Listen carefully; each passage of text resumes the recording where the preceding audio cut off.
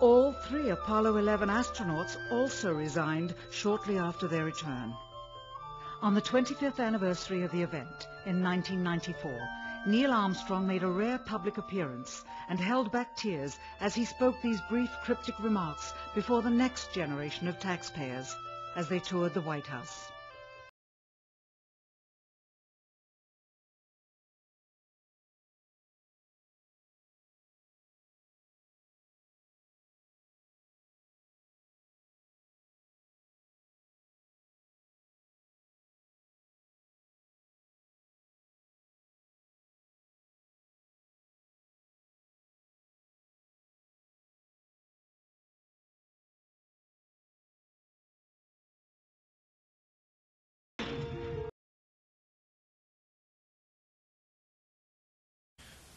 This colonel is a real warrior type guy, and he had a degree in plasma physics.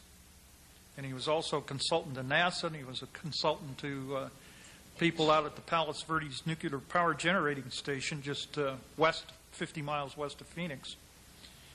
And there were a couple of things that he mentioned. And I went up directly to him to ask whether he had ever worked in underground facilities. And I asked him this cold, and he just looked up at me and said, "Which one?" I said, "I don't know, you tell me." And he said, "Well, I used to ride the Lev." I said, "Pardon me?" I said, "What did you say, a Lev? Do you mean a mag-lev?"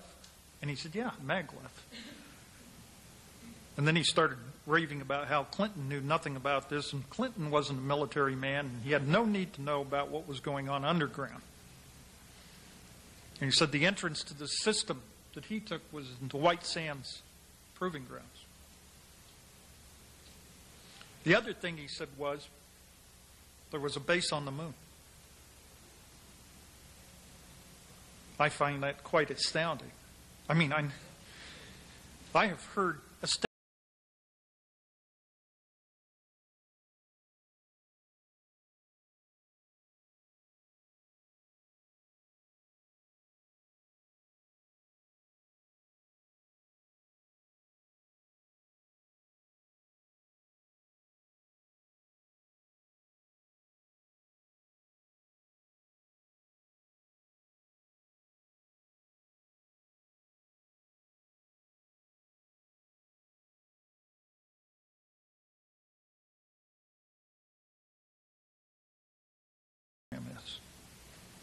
Because there's another space program going on, a secret space program.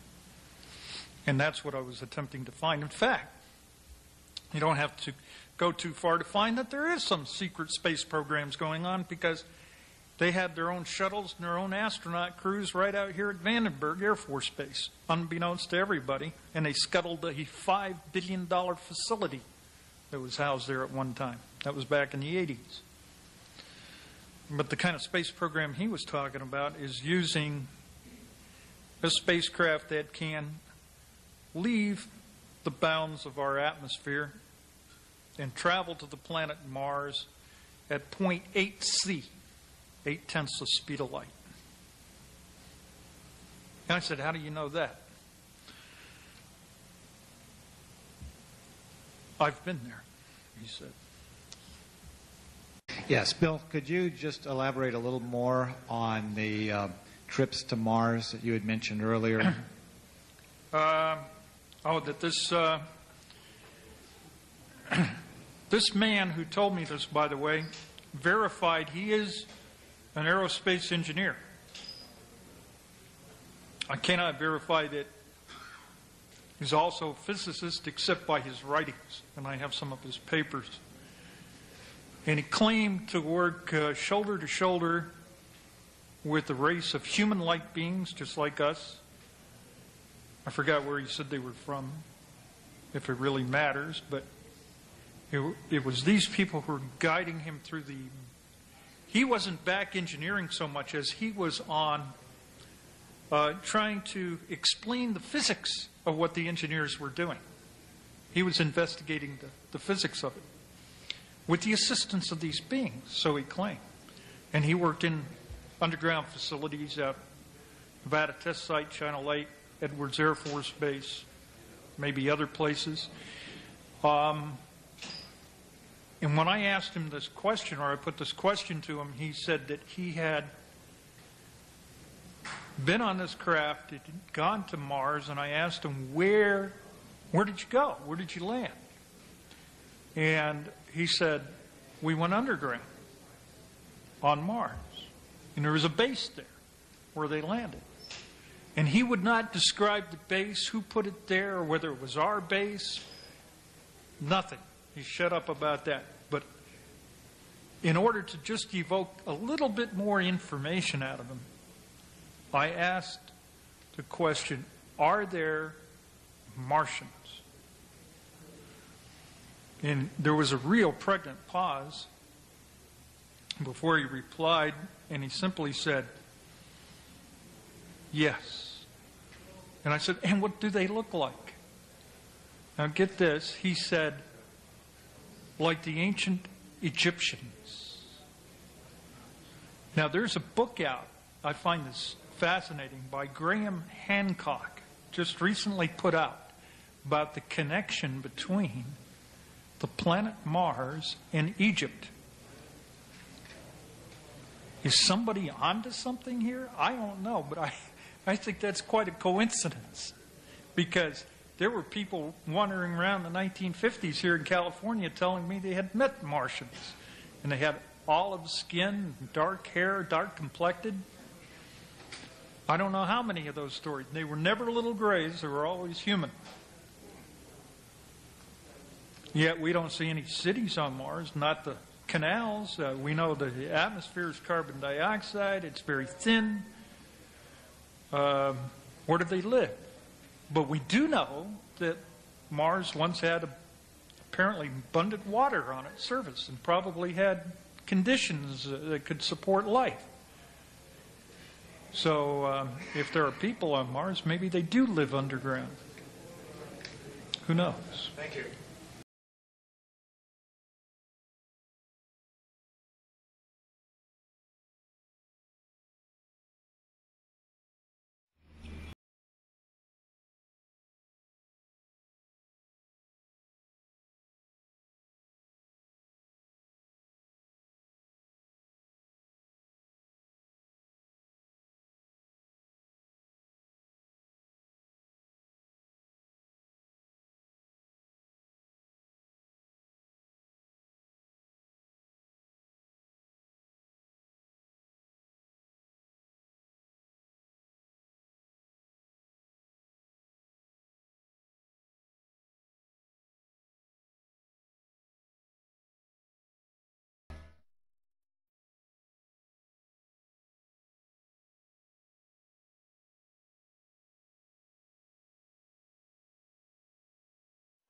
At this stage, the rocket was traveling between 11 and 14,000 miles per hour when a saucer-shaped craft entered the frame.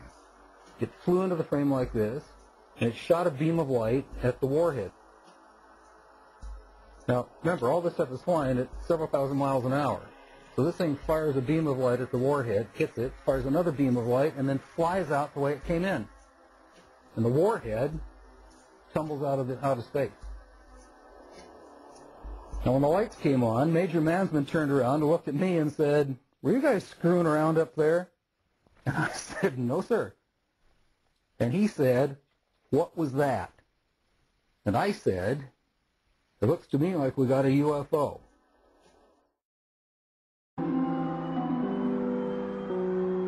They caused such panic that President Truman was forced to speak about them publicly. In a few short years, UFOs had reached the highest office in the land. Oh, yes, we discussed it at every conference that we had with the military. There's always things like that going on. Flying saucers, and they've had other things, you know, if I'm not mistaken.